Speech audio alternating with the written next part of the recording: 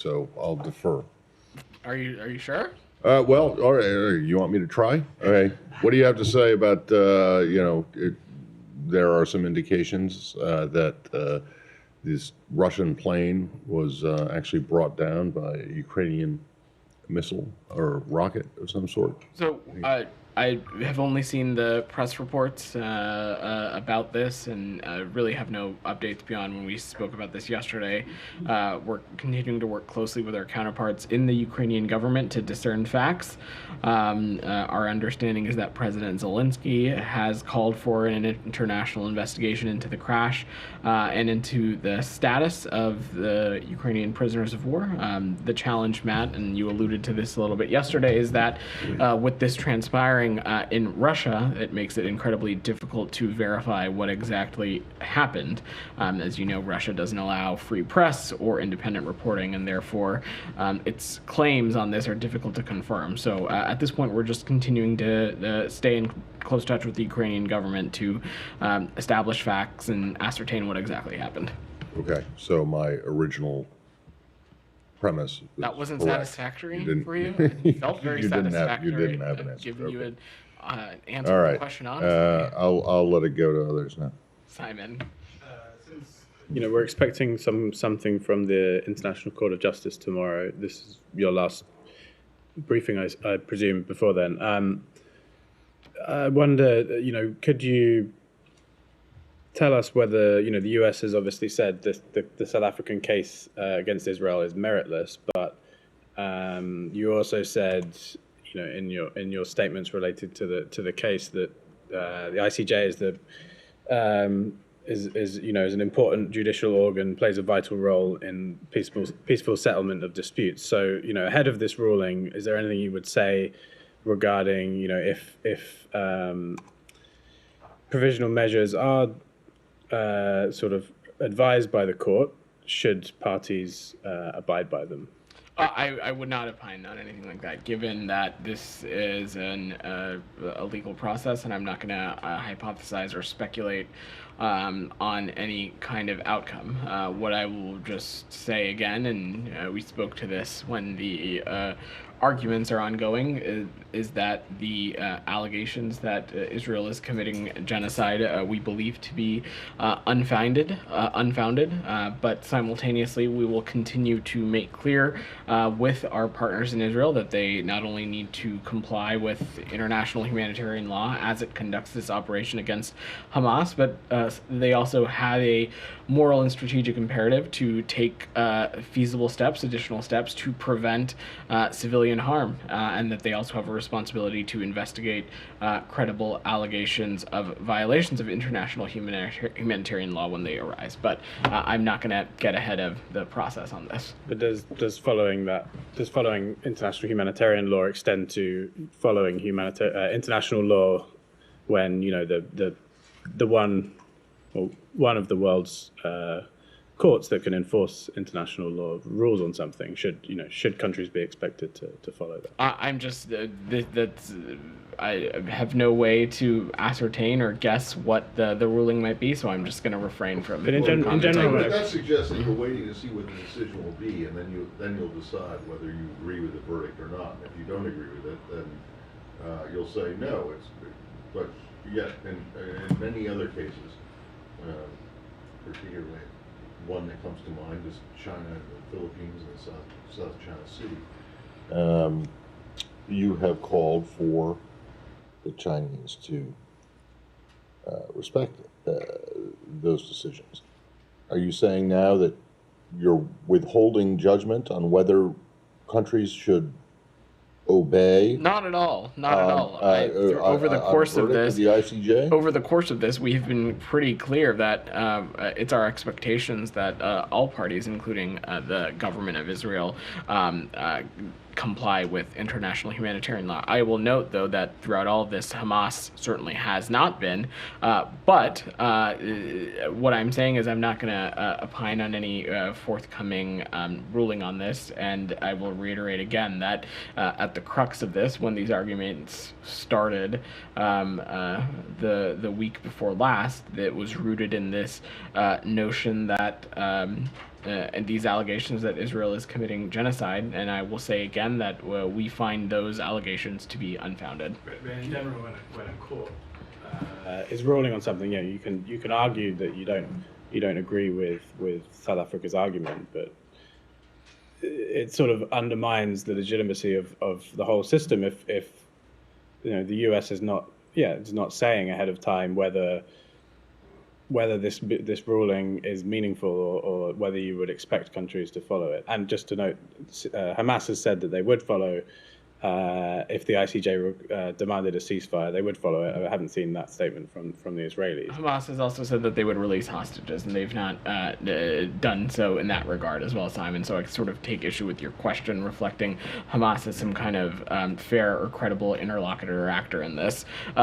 Again, I will just say, and you've heard me say this before, our expectation is that Israel needs to and must comply with international humanitarian law, but I'm not going to get ahead of tomorrow's or any expected ruling on this. Sure, go ahead, Saeed. Thank you.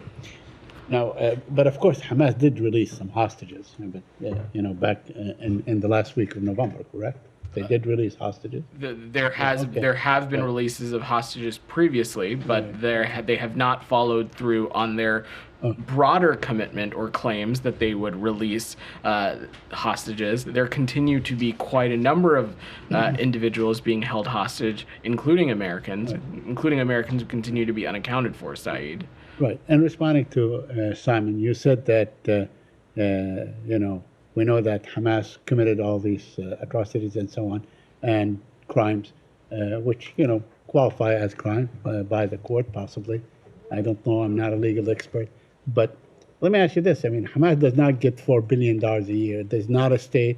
It does not get endless political cover and protection and so on from the United States of America. So are you saying that Hamas, Israel should behave exactly like Hamas? That's what you're saying? That's not at all what I'm saying. That's not what I said, Saeed. That's how it came across. Earlier, I don't think that's how it came across. And earlier this week, I was pretty clear that there is also no moral equivalency between the terrorist group Hamas and the government of Israel, and that since October 7th, we have not hesitated. We've not been ambiguous. We have been very front and center about the fact that we expect Israel to comply with international humanitarian law. We believe that additional steps need to be taken to protect civilians, and that is a moral and strategic imperative as Israel continues to conduct this operation. Mm-hmm. Well,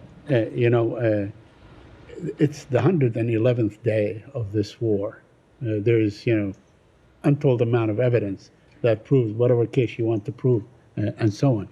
You believe that all along, all throughout these raids, these attacks, by whatever weapons, Israel has abided by the laws of war that you subscribe to? I'm not a legal scholar either, Saeed, so I'm not going to opine on something like that from up here.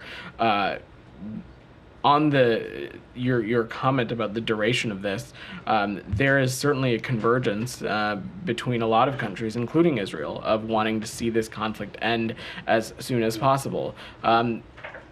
Hamas could lay down its arms. Hamas could stop co-locating itself with civilian infrastructure like schools and hospitals and apartment buildings. That certainly could help bring a swifter conclusion to this conflict. But again, there is no moral equivalency, of course, between the terrorist group Hamas and the government of Israel, and we will continue privately, publicly, diplomatically, in every conversation that we have with the Israeli government about the moral and strategic imperative that they have to take additional steps to minimize civilian casualties as it continues to conduct this operation. Yeah, I have a couple more questions, but conversely, Israel could also pull out its forces and stop bombing civilian areas, that would end the war, wouldn't it? We have been direct with them, with the government of Israel, on their need to comply with international humanitarian law and on their need to take additional steps to minimize civilian casualties. I want to ask you about the Palestinian American Tawfiq Abdul-Jabbar. There was a report in AP, lengthy. It shows that it was an unprovoked attack. He was riding a truck in the finest of Louisiana tradition. He was driving a pickup truck and then was shot. So Do you have any comment on this report that is really quite detailed of what happened? I spoke a little bit about this yesterday, I Saeed. Our understand. I'm just saying understanding. This is something that just came out. I understand. It's been communicated to us that the Israeli National Police will be undertaking an investigation into the circumstances around Mr. Jabbar's death. As I said yesterday, our hope and expectation is that that investigation is conducted expeditiously. It's conducted in a thorough way, and we are eager to hear the findings of that investigation. Till that time, I'm just not going to comment or opine on the circumstances around his incredibly tragic death. Meanwhile, we will continue to offer all appropriate consular services to his family through our embassy in Jerusalem, through the Office of Palestinian Affairs. And lastly, I want to ask you about the hospital in Khan Yunis. The Guardian is reporting that there are thousands trapped in the Gaza hospital in Khan Yunis. I wonder if you have any update on that. If you could, if you tell us what's going on, what is the United States government is doing to alleviate whatever's this humongous suffering.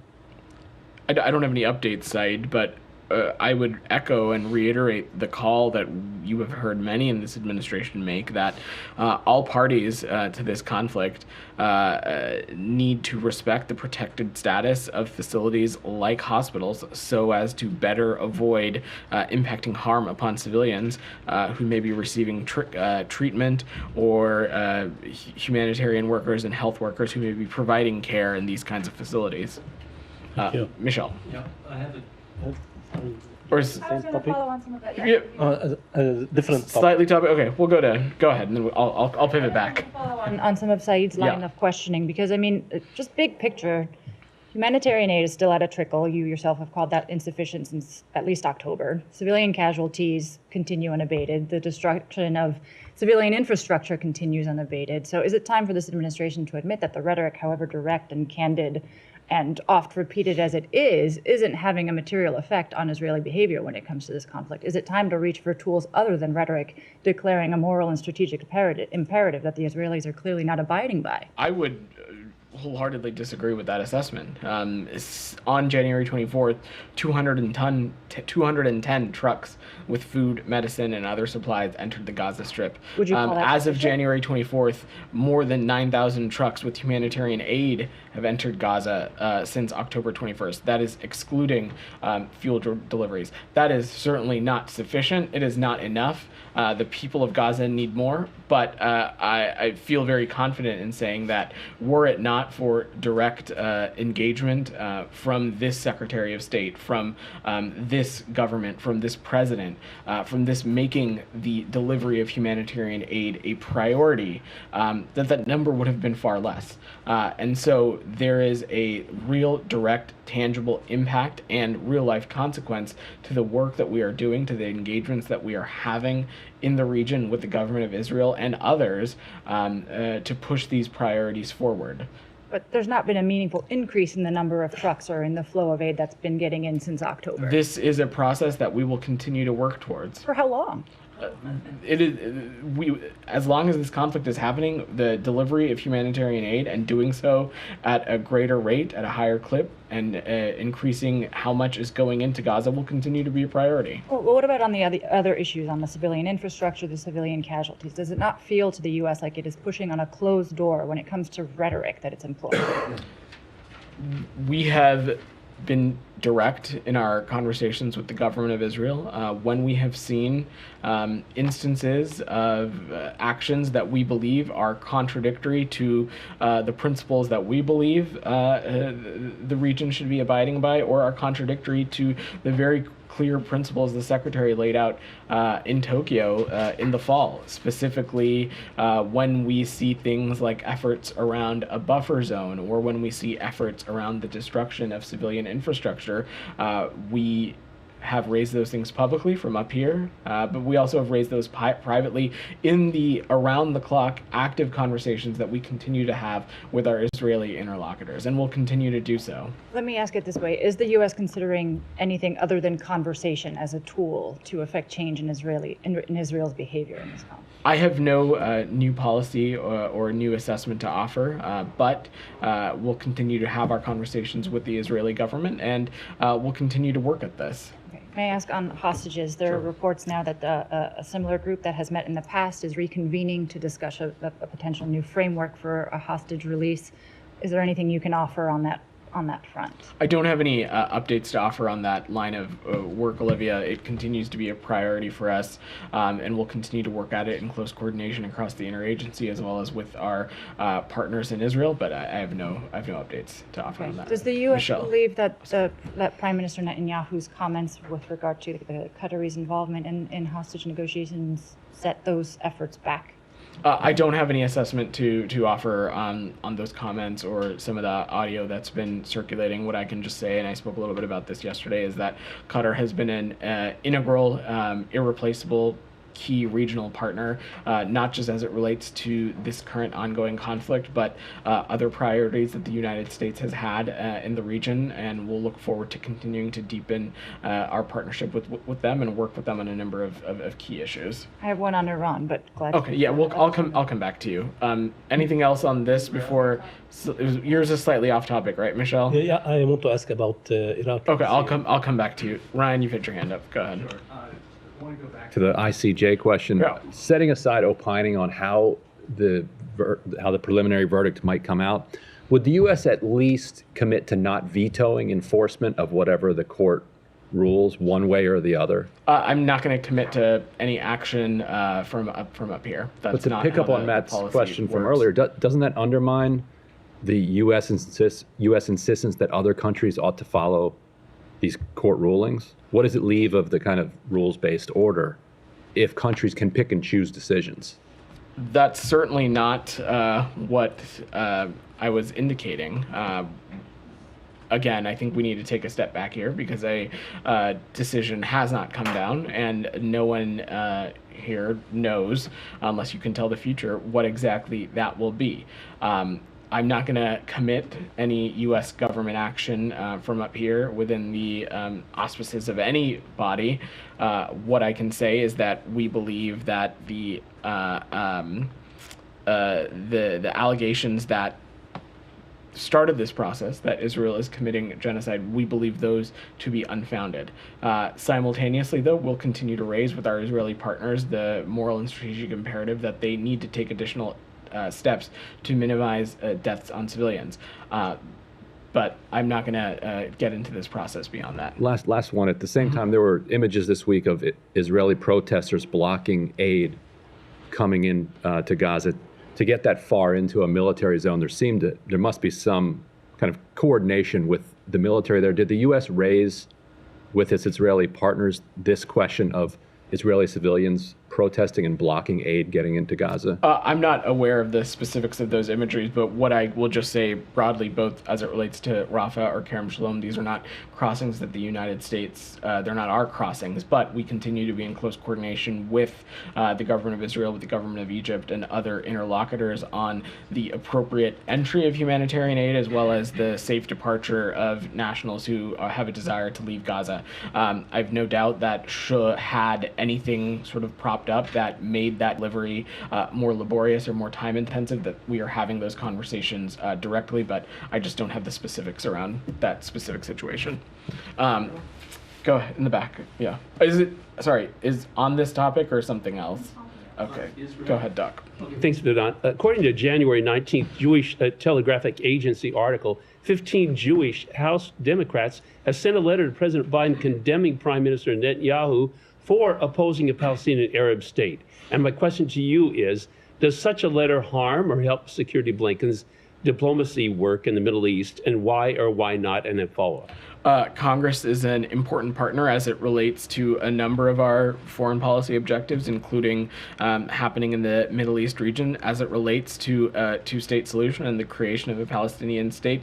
That is something this administration, this secretary, this president have been quite vocal in their support about. We view it as the only solution that gets us out of this endless cycle of violence and puts us on a real credible path to a more sustained peace and stability in the region. Oh, in light of Israel Prime Minister Netanyahu's statement in an Israeli government press office news release January 21st this year opposing a Palestinian state, Secretary Blinken opened a meeting with and addressing evangelical Christian and Orthodox Jewish leaders' religious concerns about a Palestinian state. We meet with a number of interlocutors as it relates to any foreign policy issue, including members in the religious space, members of civil society. I don't have any specific meetings to commit to or preview at this time, but non-government actors continue to be a key part of this continued and ongoing conversation. Anything else on, I know there's people have other topics, but anything else as it relates to Israel and Gaza before I move away? Just one more comment about there's a Jewish scripture to these evangelical Christians and the Jewish leaders. It's Joel 3:2. Were you familiar with that? And this is serious concerns for these Jewish and evangelical Christians. This religious scripture that really has an impact on what's going on. I'm sure.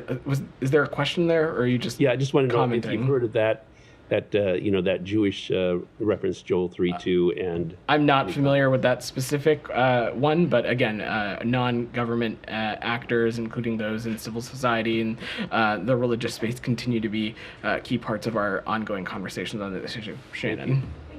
Yeah. On Qatar's role in Yeah. hostage negotiations, Secretary Blinken has said straight out that there can't be business as normal with Hamas after this crisis is resolved. There's been reports that Qatar might move away from having these ties to Hamas. But we've been, of course, in the middle of negotiations. There hasn't been progress in freeing hostages in about 2 months now. Is there a timeline for when those ties might be reevaluated or when the U.S. might call for Qatar to turn away from Hamas? These are decisions for our Qatari partners to make. The secretary was clear, and we continue to echo that it can no longer be business as usual with Hamas. And when we look at what our hopes and desires are for the region, it cannot be a return to status quo, which means Hamas can no longer be using Gaza as a launching pad for terrorist attacks onto Israel. As it relates to these specific relationships, countries will need to make their own determinations. But again, Qatar has played an immense role in the continued efforts to release hostages. Beyond that, they continue to be a key regional partner on a number of key areas, and we'll look forward to working closely with them as it relates to some of our shared objectives in the region and as it relates to this specific conflict. Go ahead. Yeah, you. According to the report by Wall Street Journal, the U.S. warned about the recent attack in Iran and shared information with the Iranian government. Does this imply intelligence cooperation between the U.S. and IRGC?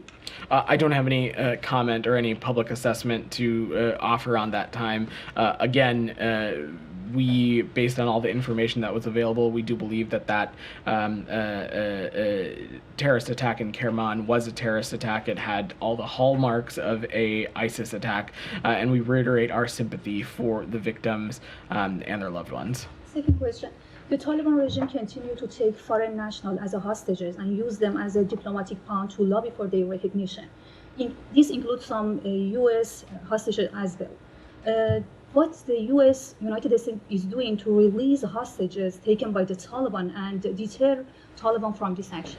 We have no greater priority than the safety and security of American citizens, especially those who are wrongfully detained and held hostage. And so that work continues to be ongoing through our special envoy for hostage affairs, as well as other work throughout the interagency. But I want to take this opportunity to remind people tuning in that, again, our travel advisory for Afghanistan continues to be at a level 4, which is do not travel.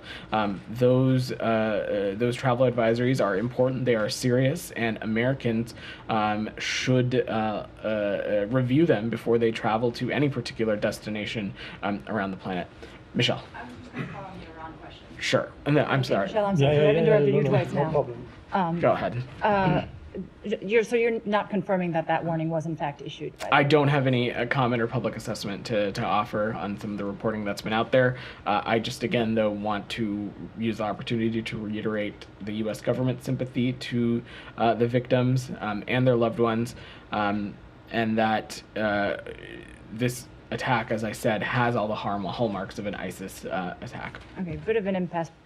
I mean, our understanding is that this was triggered by a sort of duty to warn policy. I was just curious whether there was any indication that there was also an effort to foster a diplomatic opening in a time of heightened tension with Iraq. I don't have anything to offer any other public assessment or comment off it. If yesterday, though, I spoke quite eloquently, I think, about our continued adversarial relationship with Iran and the number of issues that we continue to have as it relates to some of their undertakings, both on its own people, but also some of their malign and destabilizing activities in the region. So I would not interpret any kind of change in policy based on anything out there. Thank you. Michelle. I'm going to go to Michelle because I promise I'll get to you. Okay. Do you want? Is it okay, Michelle, if I go to Gita? Okay. Everyone, Michelle is incredibly polite. That is how you all should act in when you're jumping all over one another. Yeah. Gita, go ahead. Thank you, Vedant. Yeah. So we understand that the message to Iran was sent privately, quote unquote, privately. I have nothing to offer on this, Gita. Again, directly or via a third party. I have no public comments or assessments to share. I again will just reiterate our sympathies for the victims of this terrorist attack, and that, as always, we condemn these kinds of terrorist attacks that have direct impact on civilians and other unintended consequences. Michelle. Please, go ahead. On U.S. Military presence in Iraq, a senior U.S. official has said today that 7 years after our collective territorial defeat of ISIS in Iraq, we see a need to transition to a normal bilateral security cooperation relationship, unquote. How do you describe a normal security cooperation relationship? What are the qualifications of such relationship? Does it include U.S. military presence in Iraq? Certainly, Michelle. So to take a step back in case folks are not tracking what your question is about, the United States and the government of Iraq will start working group level meetings of the U.S.-Iraq Higher Military Commission in the coming days. This initiates a process the two sides committed to during the U.S.-Iraq Joint Security Cooperation Dialogue that we hosted here in Washington in August. And the commencement of this HMC process reflects the deep U.S. commitment to regional stability and Iraqi sovereignty. Michelle, some of the specific questions you asked are very good ones, and they are exactly why an agency process is necessary. I'm going to let that process play out as we continue to have these conversations with our Iraqi partners, but they continue to be rooted in a number of areas, including our ability to continue our work to counter ISIS, the capabilities of Iraqi security forces, what kind of posture and things like that are needed, and of course my colleagues at the Pentagon would be happy to talk about some of this in greater detail. And on Syria, is there any internal discussion regarding the future of the U.S. presence there, and is there a plan for a U.S. military withdrawal from there? The continued degradation of ISIS will continue to be a key priority for this administration, and of course the SDF continue to be a key partner in that line of effort. I have no new policy updates to announce. This will continue to be a commitment of ours. Goyle, go ahead. Thank you, sir. Yeah. Two quick questions. One is on U.S.-India relations, as always. Tomorrow, India will be celebrating the Republic Day of India, 73rd. Mm-hmm. And many of the parts have been taken from the U.S. Constitution into the Indian Constitution. all those freedom, almost every freedom in India, your Indian constitution guarantees for every Indian citizen there. So any message from the secretary, and also where do we stand today as the India celebrates the constitution, freedom? Well, thanks for your question, Goyal. First, to take a step back, I would just note that would wish a happy Indian Republic Day to anybody tuning in. Look, I spoke a little bit about this yesterday. India is a country. It is a key strategic partner of the United States, and one that we look forward to closening our collaboration in a number of key areas on. And this was quite indicative during Prime Minister Modi's state visit here to the United States this past summer. So this is an area we'll continue to work on in close coordination with our Indian partners. And second, sir, if I may go, in recent days there was a tension between Pakistan and Iran. This was like a first time ever something like this, military or missile exchanges between the two countries. Where the U.S. stands, or what is the future of these two countries? Both are Islamic or same principles, and both have bloats in their countries. So Matt spoke a little bit about this a couple of weeks ago. We will let Pakistan speak to its own military operations. Broadly, though, we, of course, are concerned about escalating tensions in the region, particularly as Iran continues its destabilizing and provocative actions. And we'll continue to remain in close touch with Pakistani counterparts, and we'll continue to monitor the region closely. Alex, you had your hand up patiently. Of questions on Ukraine. Maybe speak to how much the delay on the Hill has been impacting so far the humanitarian assistance that you guys have been trying to deliver, given the fact that USAID is not working alone, it's working with local partners. Are you working with them, reaching out to them, asking them not to cut off? And what does it look like on your end? Alex, the Secretary was very clear about this. There is no magic pot of money, and our expectation and our hope is that Congress is able to move as swiftly and expeditiously as possible, so we can continue fulfilling our commitment to support our Ukrainian partners throughout this. That, of course, means in the security space, it means economically, it means in the humanitarian area as well. And while I don't have any specific metrics to offer you, there will be real, legitimate, tangible impacts if we're not able to get this done. And ultimately, the Ukrainian people and their efforts to fight against Russian aggression will be what suffers. I mean, the point I'm trying to make is that even if the funding will be back one day, infrastructure resources might not be if they cut off the operations. So are you working with them? How are you conveying? There of course are potential risk of downstream impacts, especially when it comes to NGO and humanitarian and implementing partners. Our colleagues at USAID may be happy to walk through some of those specific mechanics, but Alex, rest assured, we are taking this very seriously and working with Congress around the clock to try to get this across the finish line. Thanks so much. Back to Matt's question on the plane crash. I'm so sorry for beating the dead horse, but what do you know so far?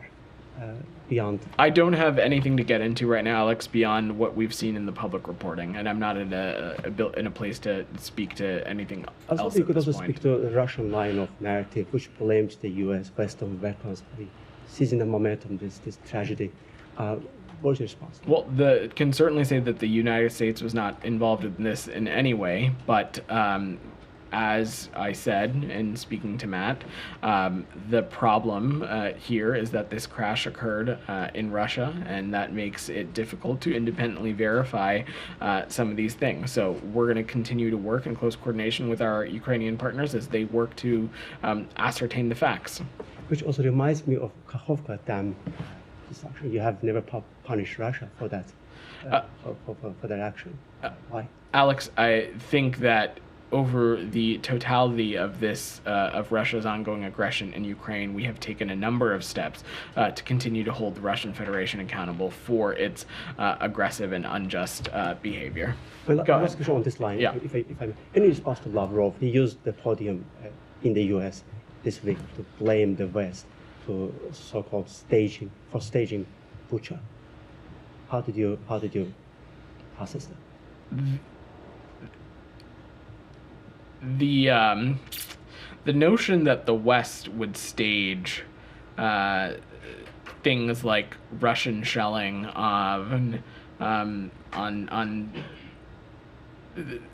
the West would stage the sheer amount of civilian destruction that the Russian Federation has unleashed on Ukraine is just preposterous. No, go ahead. Good afternoon. Yeah. I'd like to turn your attention to Nigeria, if I could, please. Multiple religious freedom advocates are demanding Nigeria be designated a country of particular concern by the State Department. Right now, it's not on that list. They cite thousands of Christians killed over the years, including 200 this past Christmas. Simple question, why is Nigeria not a country of particular concern according to the State Department?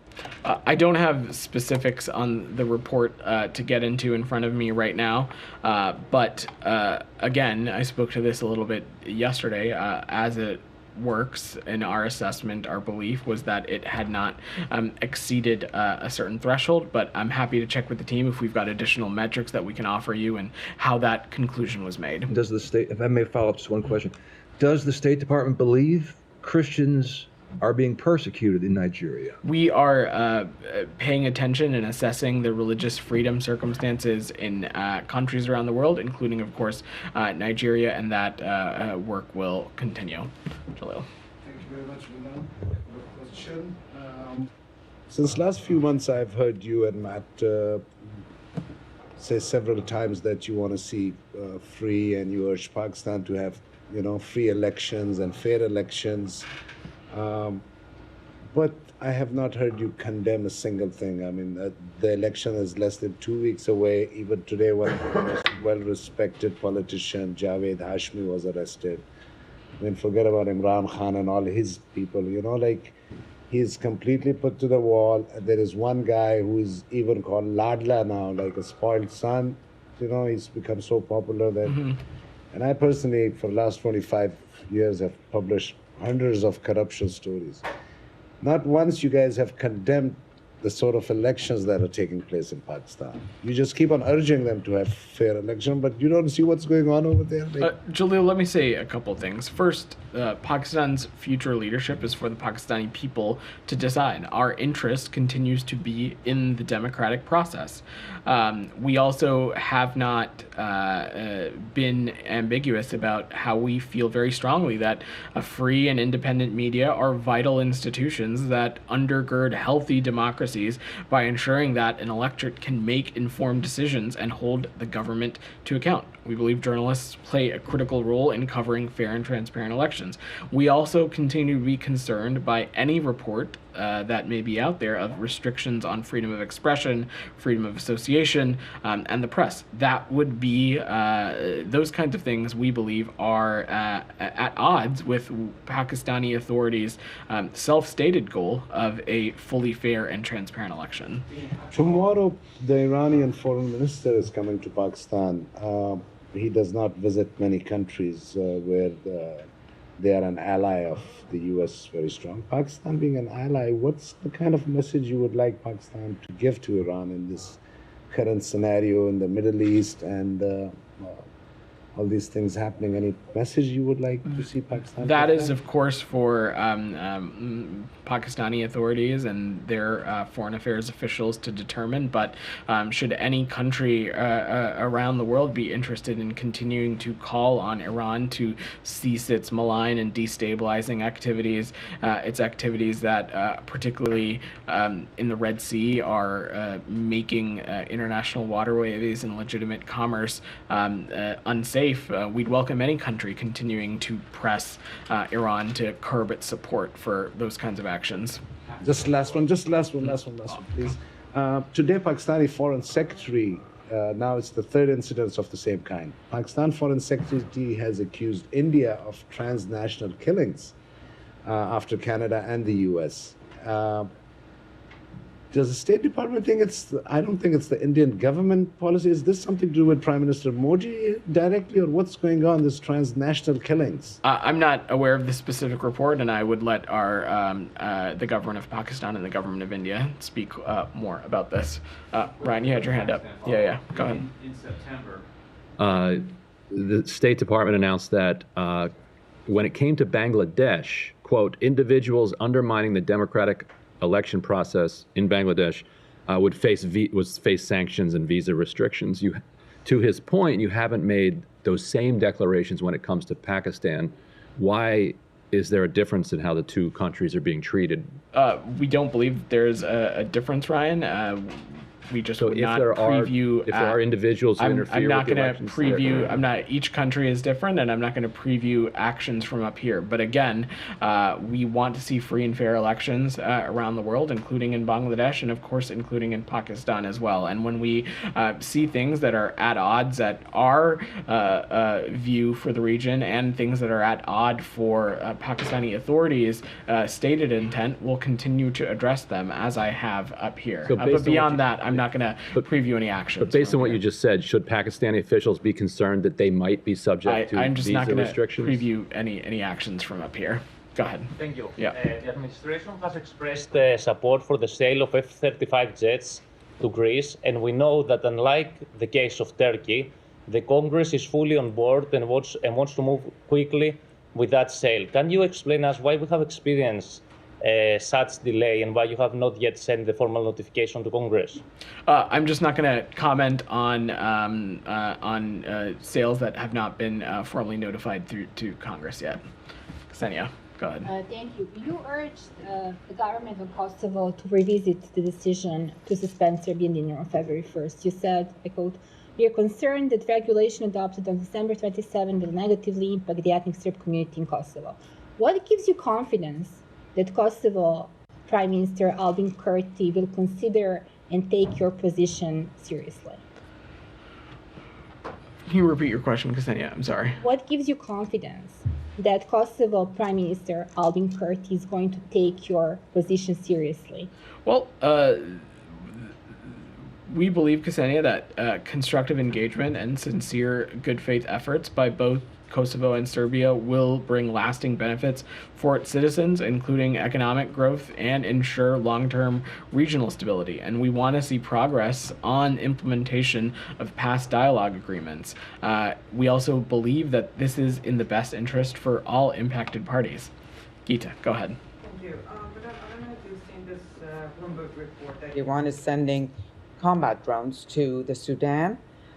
Given the situation in that country, it's providing it to the Sudanese army, not the RSF. Is that a matter of concern to the U.S.? I've not seen that. I've not seen that report, Geeta.